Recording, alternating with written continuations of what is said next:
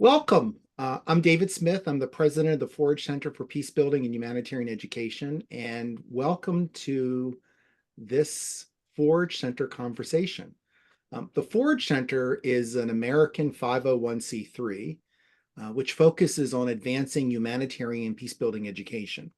Among the things that we do is we hold experiential-based simulations and activities to advance the training of graduate students and professionals in humanitarian action. We work with community colleges.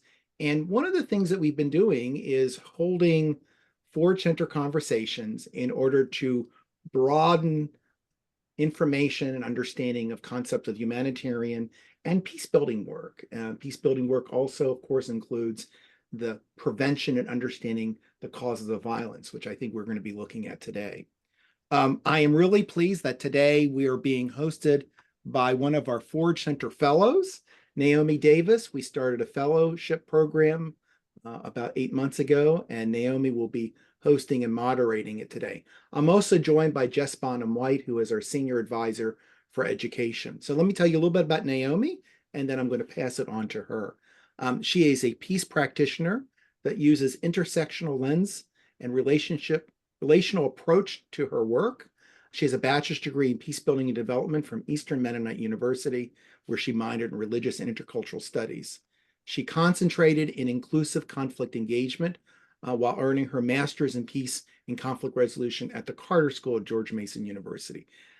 She has professional experience working in rural to city community organizing, relational fundraising, restorative justice in schools and communities, welcoming refugees and immigrants, and that's where I think she was in the class that came to our simulation last year that focused on conflict resolution in humanitarian crises, global peace research, and community conflict analysis. She is interested in engaging with transformative justice from local to global levels. She feels strongly about the dignity of all humans and is committed to pathways for healing for everyone, even those who are not innocent. She is an alumnus of the Forage Center's 2023 simulation and is passionate about making quality experiential learning an essential piece of education. So thank you, Naomi, for being here. I'm going to turn the baton over to you, and we'll go from there. So thank you, Naomi, and thank you, our guests, for being here today.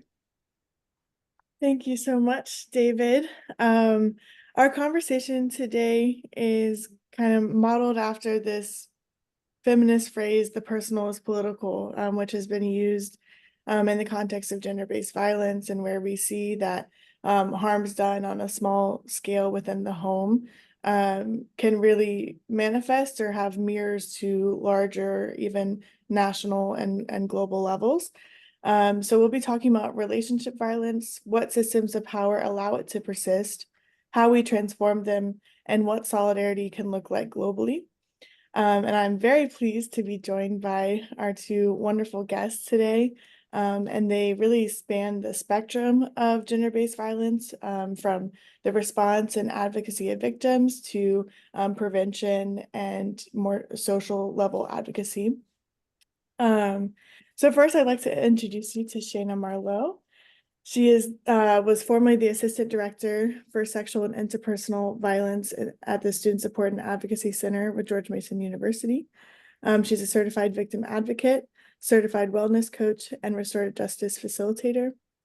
She might explain a little bit more about her role now, but I know her personally to be the warmest, most wise, and just heartful person. She brings her all into everything that she does, and is just a stellar person to have in the field and has been quite a mentor to me.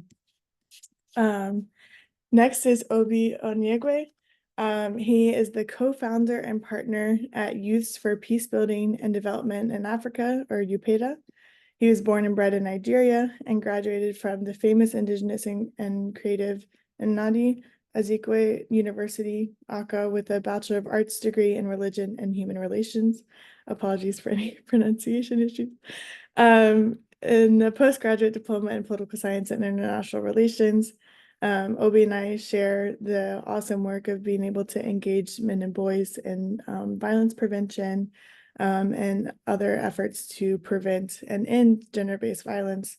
And I'm just elated to have both of y'all here today and kind of see what connections there are, what distinctions there are, and how we can move forward on that local and global levels.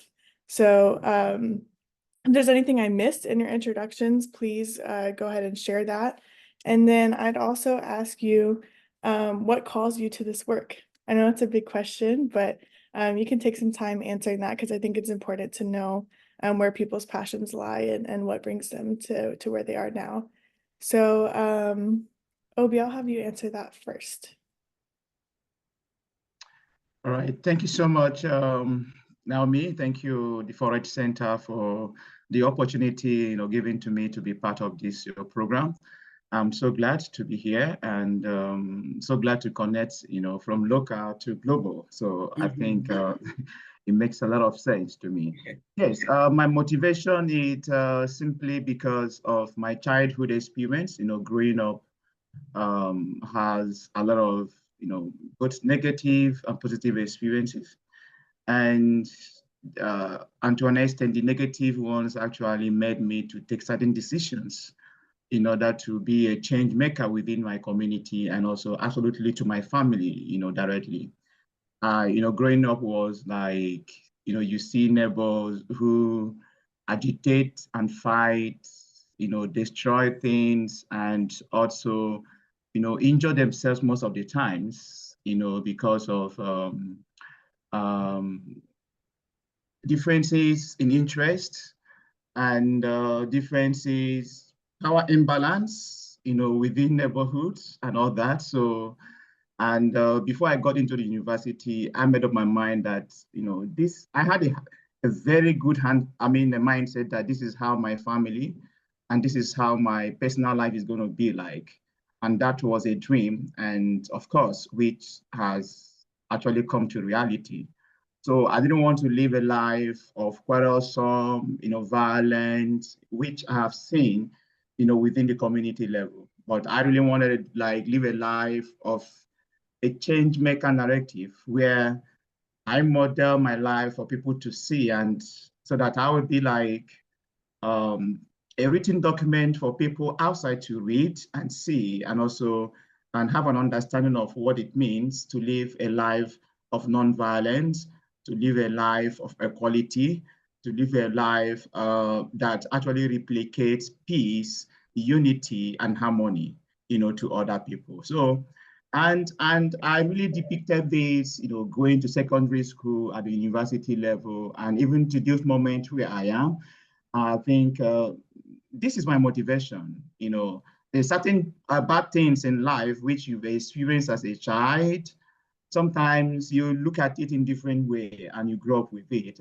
This is just my motivation and this has been my story in brief. So thank you so much. Thank you so much, Obi. I'll pass it to Shayna. Yeah, thank you so much. It's really great to be here, kind of like you're saying, just kind of crossing paths and really learning from each other too, which is always something that I love to do. Yes, and so yeah, some transitions have happened career-wise too. So I just transitioned out of my position as the sexual and personal violence specialist at George Mason. So now I do work for DC government as a domestic violence specialist, kind of working with families and trying to figure out how to have more of a restorative approach when it comes to families working together to prevent any further harm, to create safety within the home, and figure out how to really kind of utilize community resources rather than government systems to kind of assist families getting back on track and then sustaining those things as well. So, we'll see, how this goes. I'm really excited just to kind of do something new more on a consulting level versus directly working, which is, it's a little difficult for me to not work directly with families and individuals as much, but luckily I still get to do that as needed, but also helping other individuals kind of learn more about gender-based violence, but also about, dynamics that go on in different communities and kind of how that looks differently. So I think it's a really good transition to assist others in kind of forming that mindset rather than just working with families directly. So a little bit of both now. And yeah, what kind of got me into this work is a lot of what Obi was saying, personal life experiences, right? I grew up in Northern Virginia. I grew up in an area that was predominantly white. And so there was a lot of internal conflicts going on from a very early age and really trying to determine what is safety, what is real, kind of how do you make connections, how do you build upon things that you're unaware of or you're unsure of. So it's been a lifetime of learning and trying to really understand, honestly, on my end, how do you create safe spaces for other people where I didn't feel like those spaces were created for me.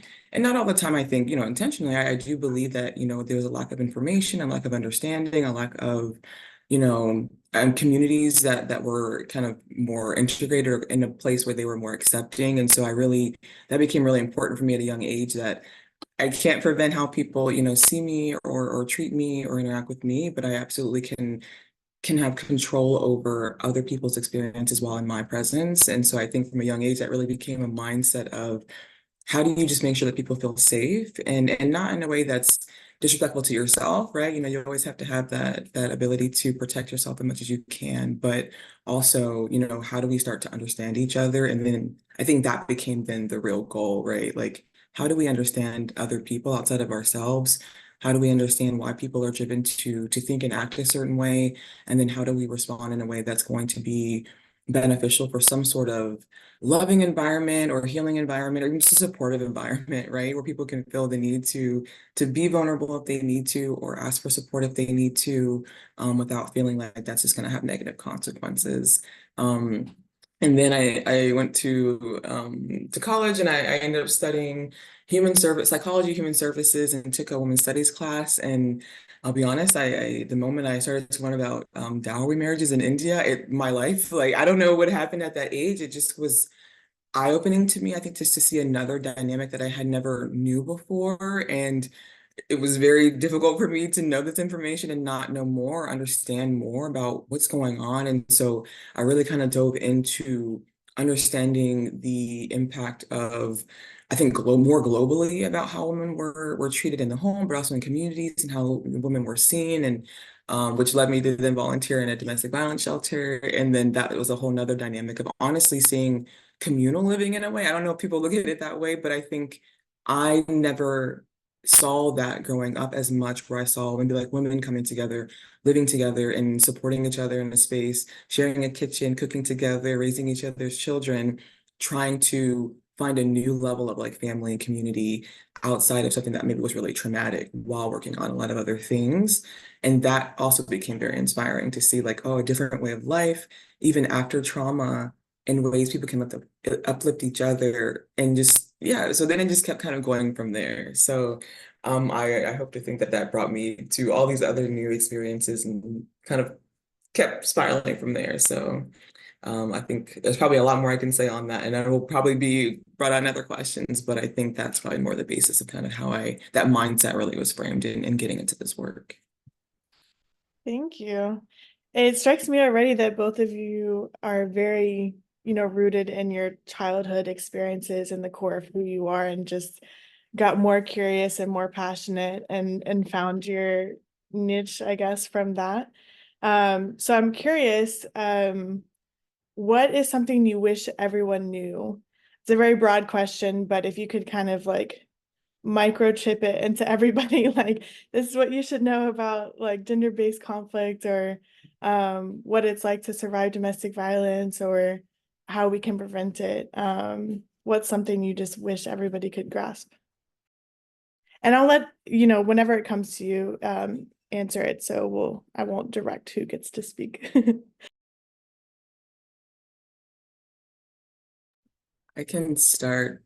Oh, I don't know if I should have started. Only because it's such a it's such a beautiful question, and it's so complex. But I think number one for me that comes to mind is just the intersectionality of, culture and like racial based, aspects of gender-based violence, but also just violence in general, and kind of how societies are created in a way that perpetuates a lot of mindsets and ideas around what's appropriate, what's acceptable for all individuals, right? And then I think that separates people into certain groups, which then creates those power dynamics. And then so when it comes to domestic violence, I think I get into that work because it's very complex and I like the way it makes me think through things. So it's very hard to pinpoint maybe one thing or one or a couple things, but I think more widespread that literally it can happen to anyone, right? I think although we focus on this as a gender-based violence issue, which absolutely it is, right, statistically, but also we know in various ways that those power dynamics really create that difference there. But I never want to leave out that, everyone is in a position to be put into these scenarios, right? Or they're experiencing things either on a familial level, but also on an institutional level. And it's everywhere. And I think that's why it confuses me a little that it's not maybe more talked about or maybe widely more I don't want to say understood. I think the information might be lacking too, right? So I think there's like that goes hand in hand. But whenever I talk about domestic violence or get into realms about domestic violence, where I'm talking to people who maybe aren't as engulfed in the work, I think the number one misconception is that this is really a physical based violence or like physical or sexual based harm, which absolutely it includes those dynamics. But the psychological and the economic impacts, I think, are things that people leave out, where that power and control is really the basis of this work and where power dynamics exist. And we know that that persists in so many different levels in every community and every way of our systems, from the most local to the highest of government. And if people are really understood like the economic impacts that kind of allow these things to persist, right? I think even in the work I do now, I focus so much on trying to shift this mindset of let's not look at someone who's maybe like a non-offending parent, right? So a parent who's in the home who's trying to protect their child versus someone who maybe is causing harm in that home as well, and trying to focus on the dynamics of, if someone can't leave, those are more economic concerns, right? Based on personal ones. And sometimes they can be. A lot of it could be based on love, but also that love that persists in needing to connect to something that feels familiar based on not having a lot of opportunity outside of those dynamics to survive, right? Or to protect themselves or their children.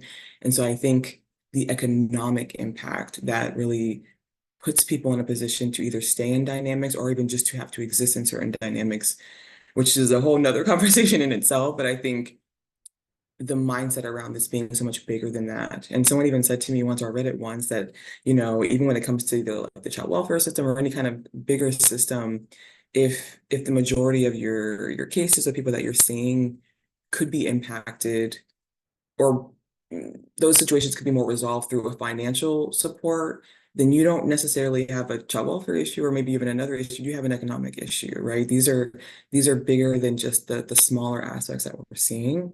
And so I think it's just really important to understand that that happens different in different communities, right? And where there's more vulnerabilities. So that cultural racial aspect is really important when we talk about gender-based violence, especially when it comes to honestly, well, I guess any community, but then also that economic piece too, just outside of physical or sexual or even psychological, right? Those economic abuse can be really impactful in how we look at this and kind of how we work toward bringing more tangible solutions moving forward. Yeah, thank you. Thanks for bringing the economic piece in.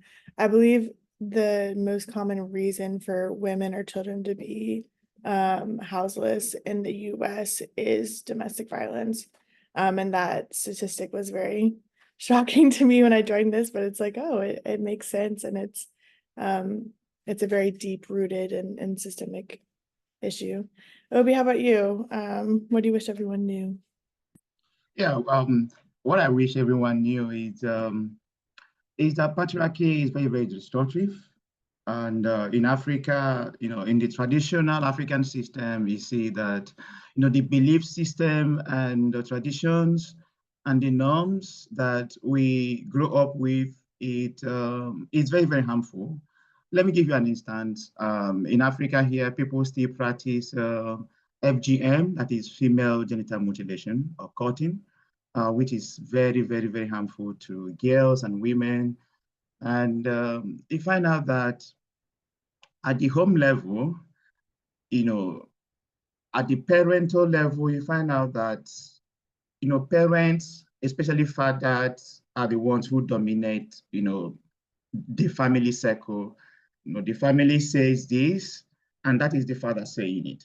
The mother must obey, the daughters must obey, and all the children must obey. And you find out even the community level will also obey. I don't know many of if you've had opportunity to watch Things Fall Apart by a late Professor Chinua Achebe, in which he narrates the African sense of although he used colonialism to see how it influences Africa, but directly or indirectly, that is patriarchy in a way where fathers are the institutional heads of families. And when they are given instructions, these are instructions that actually, constitutes a lot of, gender inequality, abuse of rights, abuse of, human feelings and things like that. You find out in certain settings, here in Africa, if there are situations where women do not have, right to make choices, either reproductive health choices. They don't have right to make choices, even on certain things they want to wear. Is the father who I think is the head of patriarchy unit in the whole family, insists that this is what it is. He insists that, hey, this woman, you're not going out today. You have to remain in the house. You must have to remain in the house. There have been a lot of, cases where women have, run out of their marriage because if a woman is someone who used to go out before and you got married into a new family and the man is restricting you from going out, it becomes a challenge. So it is destructive. It is destructing, a lot of families. It affects the generations of children who are born into the family. And it also goes on to inculcate such, habits and traditions that, hey, the popular saying that goes, is a man's world. I disagree with that. Women, girls, if all of us inclusive, are the ones to make the world a better place. But because of the patriarchal nature of our families, it is something that has, injured so many things. And, just like Shayna was talking about economic issues and all of that. If you also go into that area, you see that it's the man who has the economic power and the woman has none. And because he has so much economic power, social power, political power, it uses it to influence, the women, the girls, and the family level. So it is very, very destructive.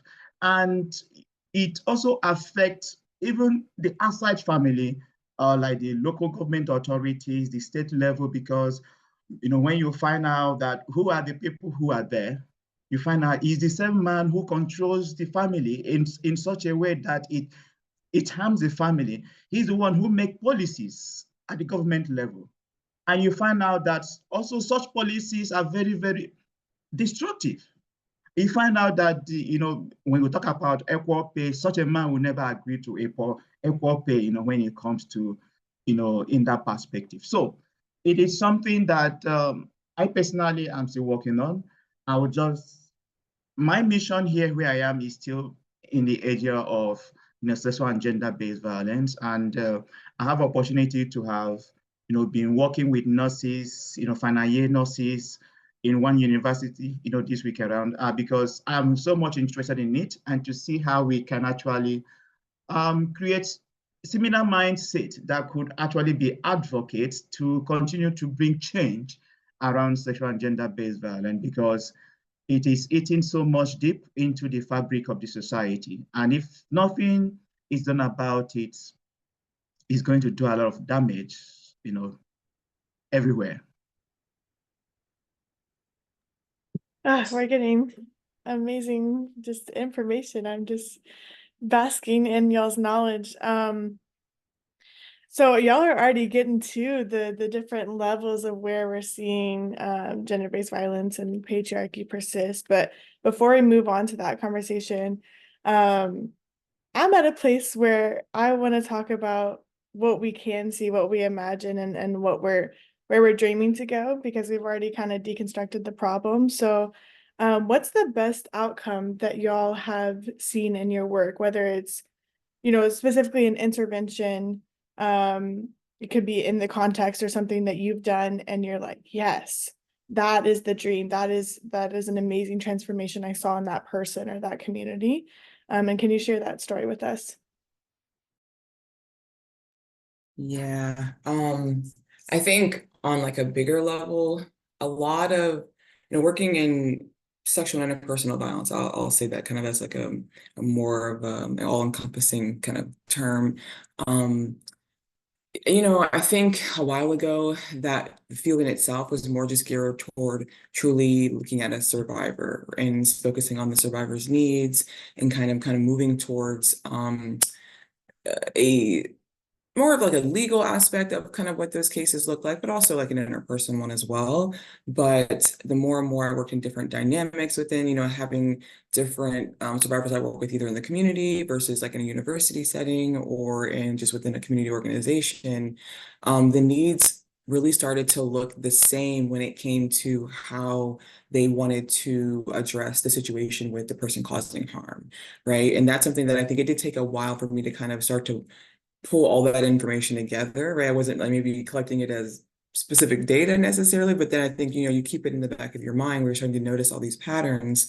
And the number one thing that started to persist was this wanted need for healing for the other person, and especially when it came to more specifically someone that they had some sort of relationship with. So either some sort of marriage or interpersonal dynamic, right? Usually not more so based on like the stranger-based interactions, but when it came to someone who had a relationship with another individual, and then it became more aggressive or abusive or controlling in a certain dynamic, it really became, I know that I need to protect myself in these moments. I know that I called for help because I knew that maybe I couldn't prevent this harm in a certain way, but I don't want this person to necessarily go to jail, right? Or I don't want this situation to impact the rest of their life. And hearing that specifically time and time again, almost to where that's where I was getting more, callbacks and emails where it was like, is there anything else we can do? Can people just try to get, the other person help? More so because they knew, right, what was going on behind the scenes in this other individual's life, right? They'll say, I know their past, I know what they've experienced, I know that maybe fill in the blank of kind of what's going on. And so they had already built that understanding for the other person, and they didn't want, and they also maybe knew about the systemic harms that could come from incarceration or all the aftermath of after that, what that looks like and trying to rebuild. And so, I mean, and that's from a young age all the way up until, fill in the blank of that age group. It really was interesting to see that that was the same kind of way of looking at a response to what someone had experienced, even in such a traumatic way.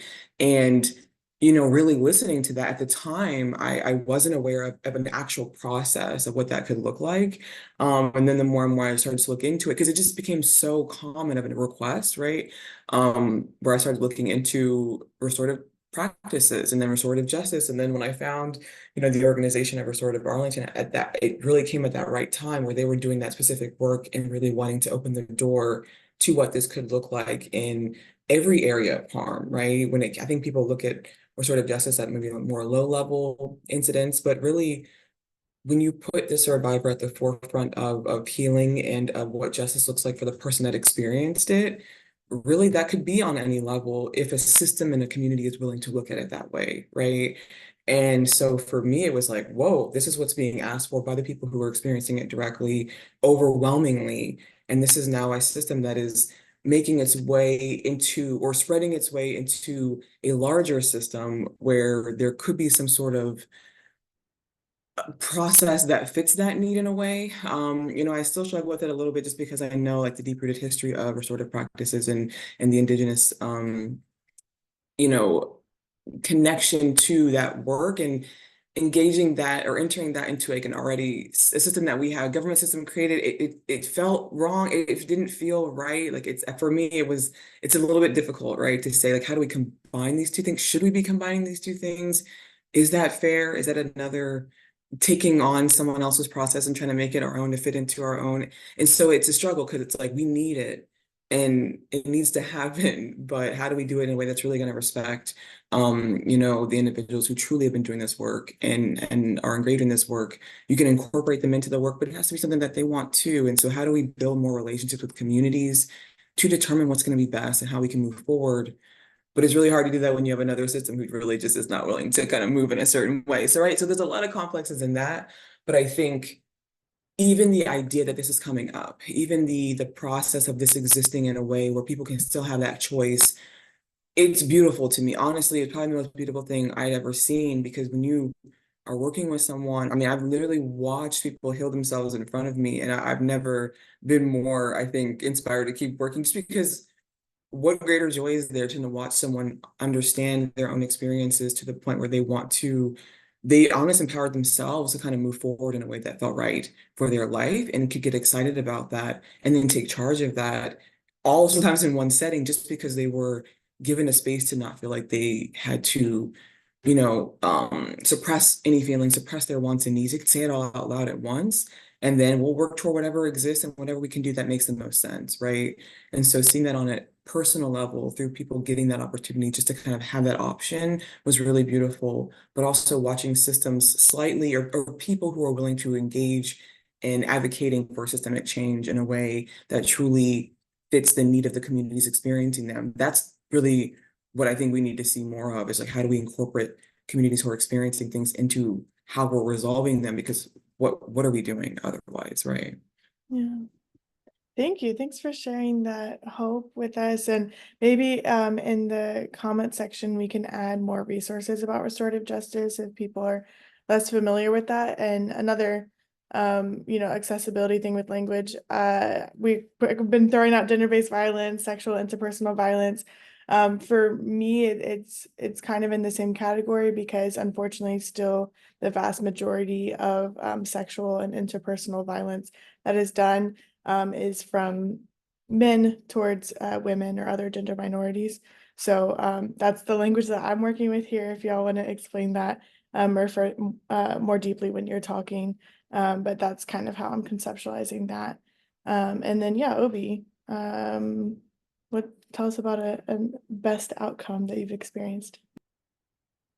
Yeah, I want to talk about maybe 2 or 3 things in terms of outcomes. One is engaging men and boys, within my community, because I spoke about patriarchy, initially. These are still the people who are the men and boys are people who are also most times are the perpetrators, of gender-based violence anywhere, So here in Nigeria, there is this kind of, a kind of joke, we play around. So if we ask girls, say, who are the armed robbers? They will say it's men. Who are the thieves? They will say men. It goes on and on and on, because the list continue, and the perpetrators of all these kind of things are men. But engaging men and boys has been one of the good outcomes, although it hasn't been that easy. Bringing them to like change certain things, certain beliefs that should, give women equal right, respect, and other things. One of the things we've actually done in the communities is, going to secondary schools and communities, engaging boys, as well as primary schools, to show respect to girls, even in the same class, enabling them to do, different kind of community work equally without exempting the boys, from the girls. So because I believe that, doing so, that we are trying to change a very good, actually give them the opportunity to have a better idea of working equally with boys and girls, together to achieve the same goal. It has not been easy, because most times we face, parental challenges still, coming from home. But we've been able to also reach out to parents in order to tell them that this is what we're trying to achieve. We need a world that is, very equal, a world, that gives respect to the girl child, a world that that don't have, preference to boys, to the girls, where, where a family, even though they have, all of them are girls, that they have to, that have the girls also have the right to go to school, just as the boys do go to school. It has not been an easy task, but this is what we do in the communities, just engaging the boys to be principled, have this equality, and also have this sense that, hey, if I have a little sister at home, we can, all together sweep the kitchen. We can all together wash these dishes. We can all together do the house chores. Not, I am the boy, I'll be watching sports, and the girl will be in the kitchen, doing the house chores. So these are the little typical things we try to teach them, because engaging them at this foundational level for us is very, very important, because you're building a character, you're actually also recreating a mindset that when they grow up, they will have this sense of respect and, working in partners and as allies, whoever they're going to either marry or whoever they're going to see in future as women. It's a very, very critical work for us, that we are doing in the community. Then for the men, the men are grown up. So sometimes it is very, very difficult. But we also try to engage them through the pastors, through the imams, whom they also show a certain level of, reference to, because sometimes when we talk, they don't give in to what we are saying. We use the imams, whom they also respect, to an extent. And when we talk sometimes, we also use the pastors, to see how we can actually bend their neck to take in what we are saying in order to have a society free of violence against women and girls. So this is what we do. And we organize community meetings where all the men come together. We identify issues such as rape has been a very big issue in community A. So we discuss who are the people doing this, what are we going to do about it. We also say, okay, domestic violence has been a very critical issue in our community. Who are doing this? What are we going to do this? We take, decisions. They take decision on what to do. They monitor one another to make sure that this does not, repeat itself again. We work with the traditional chiefs also in the communities, who are also helping us to make sure that the message, gets to the ear, and not just getting to the ear, make sure that people actually have a behavioral attitude towards, reducing the issues that affecting women and girls when you talk about gender-based violence.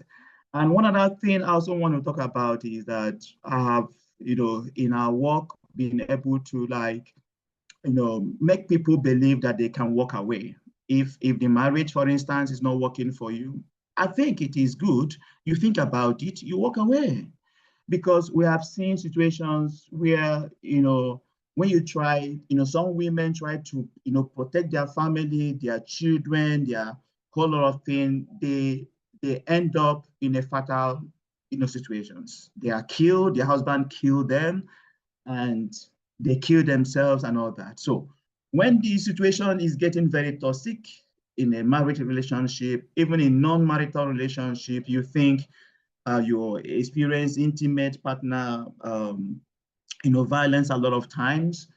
We have told, women within the religious groups, because I'm a Christian, and some of us who are Christian, you believe that, the Bible do not, support, divorce, except in cases where you caught a woman in adultery.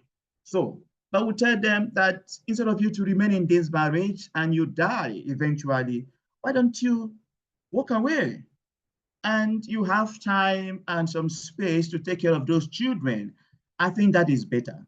It's not an easy word, because you still get counter messages that this is what the Holy Bible says, this is what you need to do.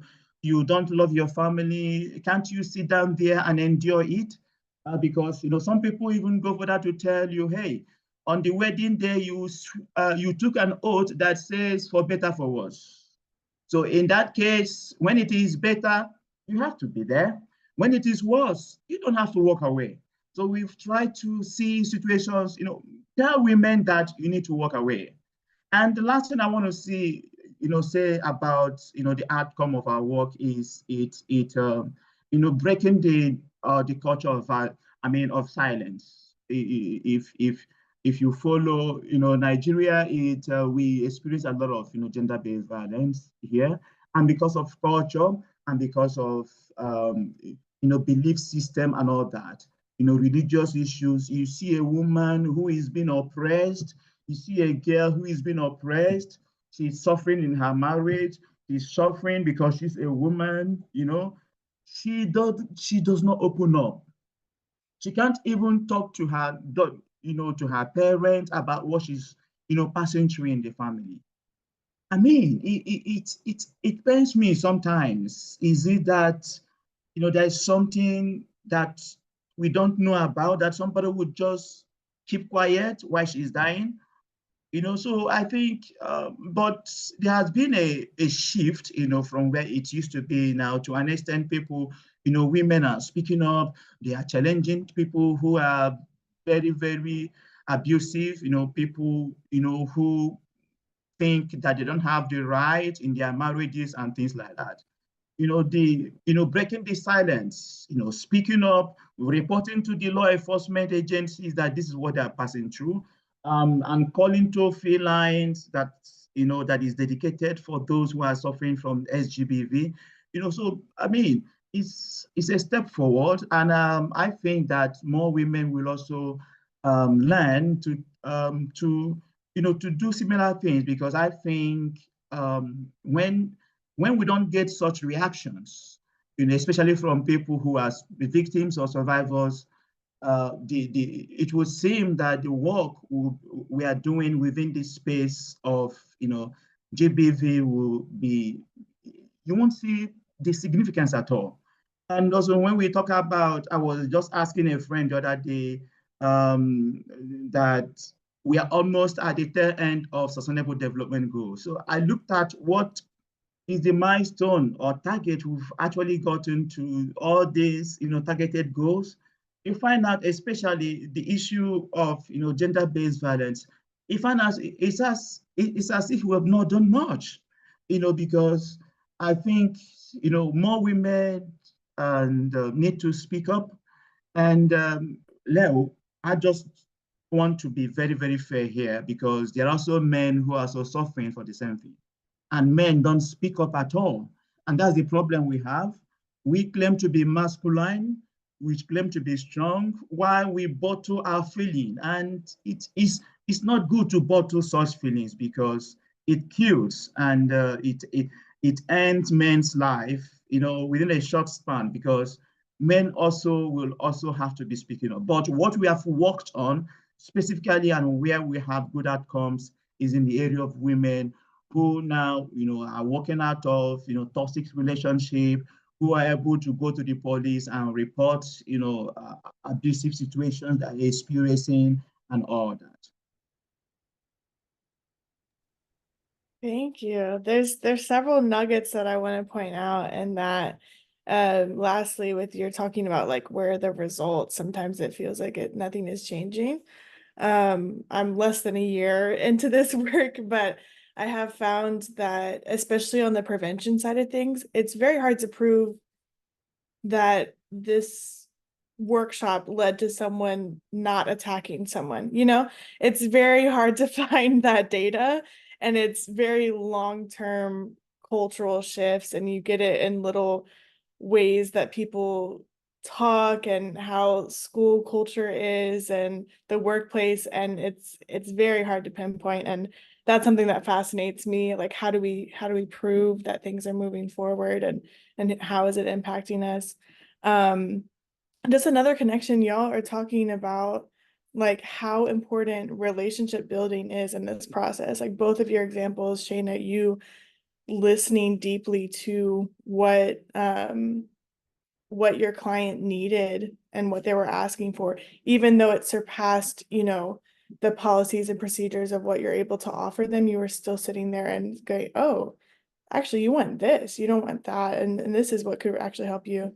And Obi, for you as well, like building those relationships with the imams and with the pastors and with the chiefs and other leaders and the kids and everybody at different power levels is like very essential. And Obi, I know you sent me pictures a while ago. I won't show them without your permission, but I just want to highlight that Obi had recently, I don't know how recently, did kind of a parade campaign to end rape, to end violence against women, and those pictures are very inspiring. And I would say that that's a cool outcome as well, to get so many men from different age levels participating and shouting out, like dancing, having fun, playing music, and just really out there on the streets advocating for women. Oh, one last thing is talking about the normalcy of the, like you said, the culture of silence. I think people, there's policies definitely that we need to change and improve, but on a cultural level, if you think it's normal, then why would you ask for anything different? Especially sometimes in a religious context, it's like, oh, suffering is normal, or there's bad times, for better, for worse, and this is the worst part. And I'm in the programs I'm working with, we're starting to do PowerPoints. There's one that or like workshops called Everyone Disagrees, or conflict resolution, and it's showing this is what a normal argument looks like. This is not normal. Someone banging their fist against the wall or getting really big and intimidating you, that doesn't seem like abuse or violence to someone, especially if you're taught differently, or if you grew up with that. But that's intimidation. That is forcing you to make decisions that you otherwise wouldn't have. And lastly, we talked about economic and physical and emotional abuse to some extent, and I think I want to point out spiritual as well, that people can be coerced into staying in situations on a spiritual level. Okay, so now that you two have heard the work that you all are doing in Abuja, Nigeria, in Arlington, Virginia, and I know you all have worked elsewhere as well. What are some similarities that you're like, yeah, this is kind of a universal truth? Like, I think this is how it's working everywhere. And what are some, like, in my context, this really impacts that. And like specifically, we have to address this, and it's kind of a unique thing. Is that a clear question? Okay. I think so. Yeah, yes. No, Obi, I think a lot of things you were saying, in my mind, I'm like writing them down because I'm like, I know I'll think 1,000 things and forget 1,000 things. But right, yeah, going back to like the culture of silence, right? It's such a huge dynamic where it's interesting, right, to think about silence and strength, right? In that connection where it's almost like promoted as such, but then it's like, okay, it's hard to really understand. And I think that goes on both sides, right? Like you were saying, when it comes to women traditionally, right? It's like, this is something that, you are subservient, or, this is taught to obey. So silence is a part of your identity when it comes to what it means to be a supportive partner, right? Or what it means to be the person who can, emotionally connect. And maybe that is silent because you're observing, you're there, you're nurturing, right? And then when it comes to males, although I don't know if I believe that men are taught to be silent, but when it comes to being harmed, when it comes to things being vulnerable, or things being incidents that could be seen as, I guess, against masculinity, which also is very interesting to me, that there's that mindset around masculinity and hiding vulnerability. And it's like the strongest thing you can do, the bravest thing you can do, is to be vulnerable and vocal about your vulnerability or about your needs, right? Which is sometimes the hardest thing to do, which takes the utmost of strength. And when you know that societies are not going to necessarily support it in a certain way, it truly is the epitome of strength to separate yourself from what is, I guess, considered normal, right? What is this normalcy that we've created as a culture or as a society? And I think I'm seeing that that's across the board, no matter where you are. And like, I love like the cultural differences, right, that you're kind of bringing up, especially when it comes to like religion and kind of the expectations around marriage or around relationships or around roles. And right, that also feeds into that silence piece where it's like, why would I disrespect my culture, my community in a way by acting out of what is considered normal, right? And I think even something that I had to learn and whenever I was moving more toward a different area, we're getting more people I was supporting of different backgrounds, right? It's healing and justice truly look different for each individual, let alone in different spaces and different communities. And that cannot be dealt with the same way.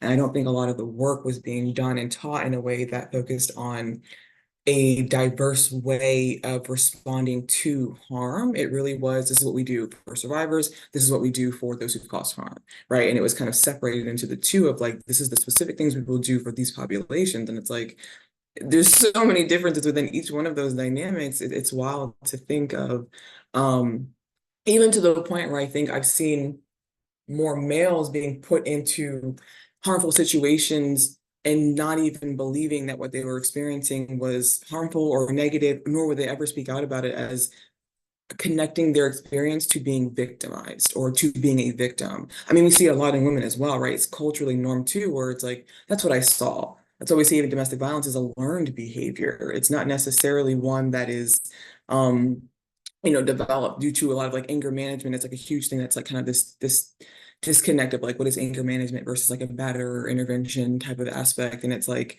one is a learned behavior when your parents are showing that like this is a normalcy in the home, when your grandparents are also exuding that behavior, when they're your uncles and aunts, your friends, your neighbors, whenever you're seeing around you that, this is what a family dynamic looks like, then it's just perpetuated and you just carry that in as like a normalized experience of this is family. Like this is not abuse. And it took, I mean, to be honest, it was interesting. I went to I think it was a workshop years ago, and it was talking about men, it was a group of men who were incarcerated for domestic violence related crimes. And then they were then put in a group to kind of figure out what healing looked like and kind of accountability looked like. And the biggest point that stood out to me was whenever there was an accountability exercise where they had the people that they had harmed either wrote a letter or sent in something kind of depicting the impact of what they had experienced to them. And when they were reading it aloud, usually it was either like a child of theirs or their ex-partner. And whenever they were reading it, it was like the men were like almost breaking down to the point where they were saying, I didn't ever think the things that I was doing was harmful, right? And for me, it took me back to think, some of these women were hospitalized for some of the things that were happening. So it was a disconnect of like, not seeing those actions as harm, but it was like, that's just what you do as a man, or that's what you do as the head of a household, right? If things become disrupted or you've lost that control, these are efforts to put them back. That's just what you learned to do.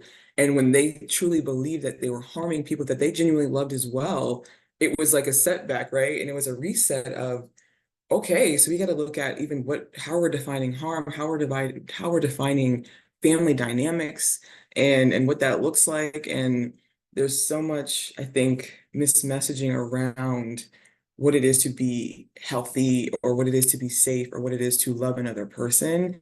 And on both ends, when it comes to how we're teaching and educating and responding to boys and men and women and girls. And I love the work that you're doing with men and boys. I think it is beyond important. And Naomi as well, I mean, we've talked extensively about the need for this in the community, right? And because it's not just a woman's issue, in the fact that, like we're saying, men perpetuate violence against other people more than any other person. And that's against other women, against girls, against boys, and against other men. So when you look at it on that scale, right? Men are being, whatever you want to say, being put in positions to or willing to harm other people of a larger extent, to where we have to focus on that dynamic as well. What is provoking the need or the want or the opportunity to cause harm or be in such a powerful position over other people, to where it's an expectation or this right that you have, right? And how as a culture, as a society, we feed into it at every level, which is why I think it's hard to, like, once you learn it in one space, it's hard to sustain that, because you can learn it in one space in an after school program, but then as soon as you go back in the home, it's reinforced. As soon as you go back into the actual school unit, it's reinforced. As soon as you turn on the TV or the radio, it's reinforced. So it's like it has to be a consistent message throughout every area. And that's where that cultural shift, that's a whole another dynamic, right? That's a cultural shift of we have normalized this so much as a common pop culture, societal norm, right? Of that's just what it is, right? And this is the dynamics that are, and this has existed. It's never worked. And it's not even working for men either, right? Men are not benefiting from patriarchal society at all because now it has created that shift of we can't be vulnerable, but that says the patriarchy, right? That's not, I'm sure individuals experience things on different levels, right? Where people are telling you different things, but that's because that's an adapted mindset of this is what's normal, this is what is, this is what works. Even though time and time again we've seen it doesn't work. It's not working literally for anyone, and we're all suffering because of it, right? Men and boys included, because I feel like the worst thing ever is to tell a man or a boy that you can't be vulnerable, you can't be sensitive, you can't feel harm and then express it or ask for support in it unless you want to be criticized. We see women experience it all the time. We cannot keep shifting that to every dynamic now, because what does that say? At this point, it says, what can we do? You cannot be helped if you are harmed as a human. And now we're going to put everything in our power to suppress that voice, that culture of silence, and then it all reinforces all over again. Yeah. Yeah, and I think to your point, like we didn't get here by happenstance. There's a lot of effort to keep these gears grinding in patriarchy and other forms of this harm that we're experiencing. So, I mean, that's exciting to have this conversation because we're trying to bring as much force in the opposite direction, but it's not just a neutral stance for us to be where we are culturally. So we have to be as organized as patriarchy to tear it down, I guess. Obi, I'll go to you, and then I have my own final question. I don't know if David or Jess will have any follow-ups as well. Okay, all right. Yes, I mean, there are similar things, Shayna has shared, which I also think, we all have both in common. I mean, you're talking about healing, it's also very essential to know that it is part of, it's a very critical area that is also very important for us. Healing process sometimes, I mean, not sometimes, it takes a lot of time. And being a survivor, sometimes one passes through a lot of things, and the healing process is very, very key. Who takes care of the healing, who is involved in it, and how this happens? I mean, these are critical questions. And we also see this here. And we are both, having this because the issue of GBV, it's something that the society itself has to, have a rethink about and take a proactive action or step in order to address it. We have seen situations where girls are being raped in IDP camps. IDP is internally displaced camps here in Nigeria.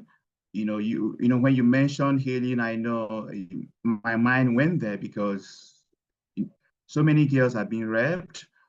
Situations we see in camps are such that when there are no food, people who take care of the camps, use food to ask for sex, and this is a very, serious situation. So the healing process might take a long time, and also how it goes is also very, very important. And we have a system that's not as good as it could be over there in the US. And but the healing is very, very important. And for us, within our organization, we have people like psychologists, people who are well trained, counselors who are, directly involved in these healing processes. It's not easy thing to heal, but we use every dimension involved to see how this happens. I think this is, the common thing we have, both of us. And for, talking about, certain policies you mentioned and implementation, yes, we also have different national frameworks, here in Nigeria. One of such is what we call a framework we call the Violence Against Persons Prohibition Act 2015, VAPP, and which actually was enacted for people who commit various SGB offenses. They will go to jail, they will be imprisoned, all sorts of things. So, and we have agencies also working towards this. So we have all these in common. And another thing I will also mention here before I end is that I think there are still gray areas in our work, and these gray areas are the gaps that makes our work also difficult. For instance, the bad or the greatest gray area in our work is that of enforcement and implementation, which is very, very big. Like this act I just mentioned here, you see that not all states have, adopted it, within Nigeria, and it's a very big challenge. We are not even talking about international frameworks like CEDAW, like a Universal Declaration of Human Rights, Maputo Protocol, and all those kind of things. So, but we are talking about domesticated, framework that has to help our work. So, it's something we cannot stop doing what we're doing. We will continue making effort to see how far, we could go, and to see how we can, bring change in reducing gender-based violence and in Nigeria. Thank you, thank you. Jess or David, do you want to add anything before I ask the final question? So first of all, I want to say thank you very much. I have 4 pages. I'm sure you've been watching. I've got 4 pages of notes. I've been, it's the professor in me. And I just wanted to ask, or, this could go on longer, obviously, but since we at the Forage Center are, our main objective and our hope is to sort of bring these issues and ideas and thought processes into experiential learning for new humanitarian workers, or even seasoned ones who are always learning and always trying to get, a different approach to such difficult topics within the humanitarian and peace building space. I wonder if either of you or both of you could comment on what are some of the ways that this can be brought into that training space in a way that is authentic and not meant to sort of caricature it in some way, or to, how do we start thinking about this in all levels of types of training? So not just the types of training where, you learn about this, but you practice it. Any ideas? Any help so I can write more things down? Oh, that's hard. Yeah. And it's great, right? I think that's a great way to think about things. Because it's, you're right. The idea is like, how do you create the experience of oppression without making people feel oppressed necessarily, or the impact of it long term, which is like, is that even fair? Is that right? Like that's the it resonates and it goes into every area of life. It's like you don't want to traumatize people in an experience for learning, but how do you do so in a way that's going to be realistic to the actual experiences? And that is a difficult one to do. And I say only because I'll be honest, the Red Cross had partnered with, I believe, maybe Georgetown University at some point and did a refugee simulation of immigration. And when I tell you, I volunteered for that. I don't know how I got connected to it on any level. I just volunteered for it. And it was incredible in the experience of just seeing the realistic aspect of what those checkpoints look like and what rebuilding a shelter looks like and what trying to connect with family members looks like after you've done all that. The day happened to a thunderstorm and they were trekking through the woods. So it really made it seem more like, yeah, come as you are with your flip-flops or no shoes or whatever. And you're going through these woods wet, it was cold, and you're trying to truly see what it, in a somewhat sense of what it could be like to be displaced and trying to stay connected with people that you're with, not be belittled in the way they had people I think in the woods that were serving as my military force to kind of, so it was very much like, right, I truly enjoyed the experience because it was as realistic as you can get it without it being, it was still in Bull Run, Virginia, right? So it's still a nicer area and other things. So it's hard.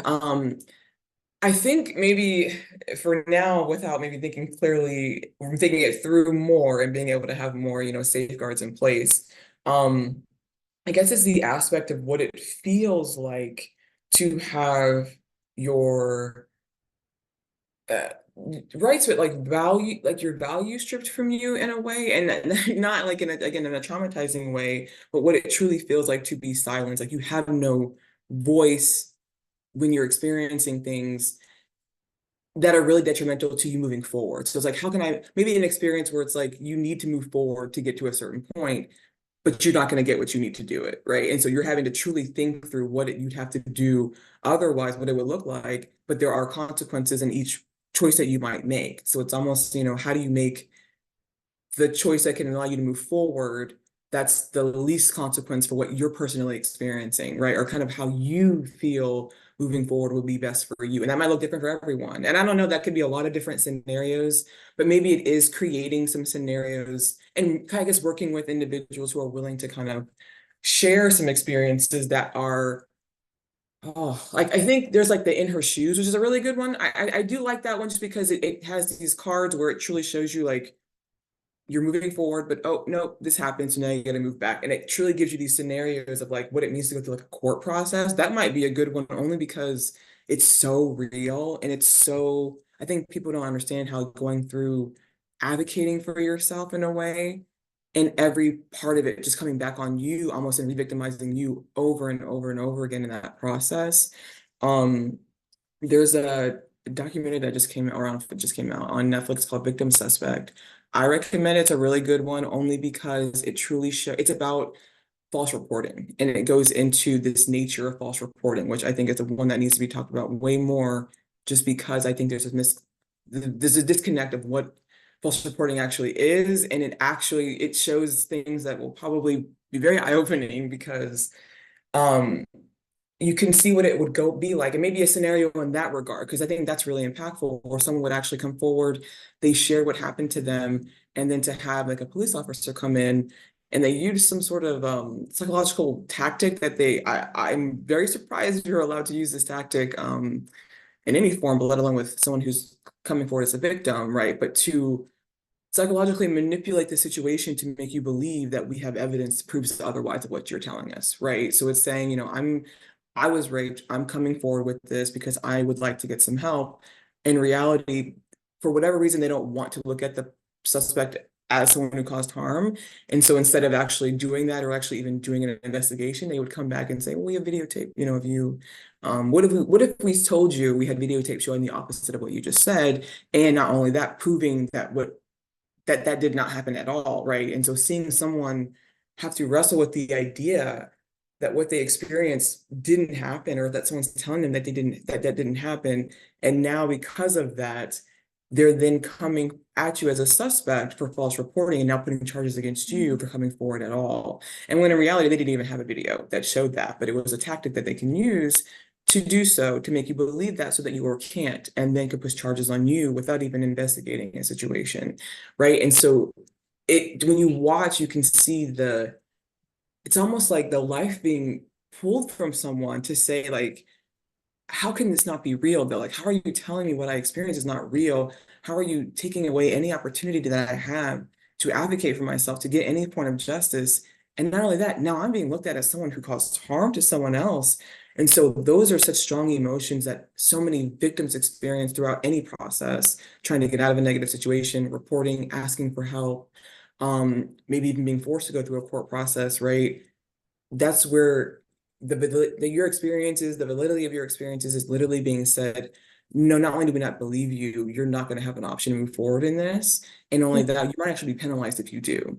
And I think it's synonymous to like what trafficking victims experience as well, right? Now you're being prosecuted as someone involved in a trafficking ring. Whenever you were victimized and all the things that came with you even ending up in that position, now you have a hard time getting a job, and now you have right? And it's like, how are we re-victimizing victims so much personally, systemically, socially, on a level that, again, looks like it's existing in many different realms? And maybe those are less traumatic scenarios to create rather than maybe, you know, I don't know, like imagining an interpersonal scenario, right? And I'll be honest, I Yeah, don't, people I'm recommend so like Law sorry. and Order. Okay, I'll go ahead. I'm sorry. Great. You're doing great. We need your consultation. It's just that we got to wrap up for now. Oh yes, no, I'm so sorry, but yes, I think that's a good. I think that's why I recommended those two things because they're not as personal to like a traumatic experience necessarily, but what it's like to be impacted by the lack of support, validation, and systemic change. Yeah. Yeah, an excellent question, Jess. That's really awesome to I'm connect. sorry, Obi. Yeah, I apologize. No, Mhm. it's all gold stuff. That I will end with this question because it was such a great one. So, Obi, I'd like to hear your response.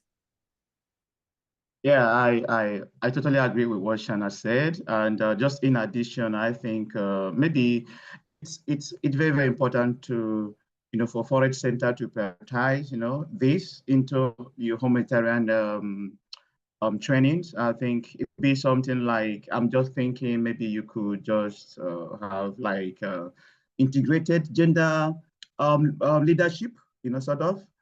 And so what would just be there is you need to like work out the strategy, align it to what you already have in existence.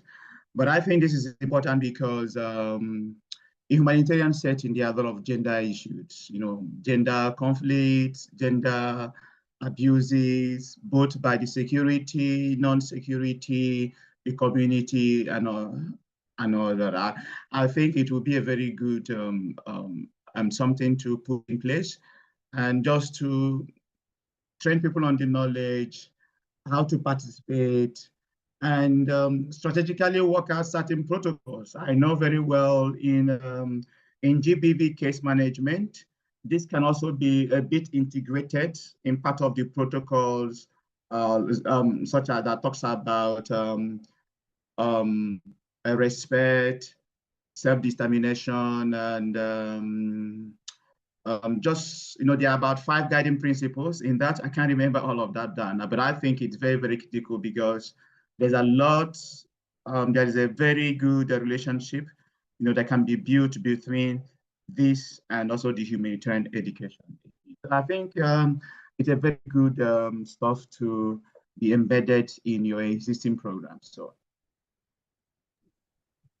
Awesome. Well, thanks everyone so much. I'm keenly aware of just, all of the people and work that had to have happened for us to even get to this point now of being able to talk about, men and boys and vulnerability and to have these international connections and solidarity. And it's just, there's a lot of work to be done, but I'm just grateful for all the work that all these 4 boxes have been doing. And everyone else in our context. So thank you so much for your wisdom and your heart, and yeah, just keep it up. Thank you very much. Thank you. Yeah, thank you. And one of my takeaways from this is something Obi said, and I think Shayna also supported this. He was talking about doing the dishes, and one of the things that I have to realize is that preventing gender-based violence starts early on, and it doesn't really focus on the violence all the time, but it focuses on creating a different culture within structures, right? That this idea that everyone can do the dishes, you think, well, what does that have to do with gender-based violence? It does. It plants the seeds in a family of equity and respect that then continues through life, right? If we have to focus all our time on preventing the violence, that's a really hard lift. But if we start early on to change the culture of families, then we don't have to do that lift later on. That's a major takeaway. And I really appreciate also what you're giving us to think about in the work that we do. I appreciated the question that Jess asked, because we have to think about how we integrate this to really reflect the reality of what's going on. I mean, Obi was talking about domestic violence within internally displacement camp and refugee camps and so forth. Yes, this is an issue we have to look at. So we're going to call a wrap there. Thank you. First of all, thank you, Naomi, for wonderful moderating and kind of putting this all together. And thank you, Obi and Shayna, for being here. Obi coming in, patching in from Nigeria. And then, of course, Shayna coming from Arlington, and of course, Jess being here. So from the Forage Center, Have a great day. This will be posted on our YouTube channel in a short period of time. We will share out and publicize it when it takes place. So have a wonderful day, everyone, and take care. Thank you. Thank you. Bye. Bye.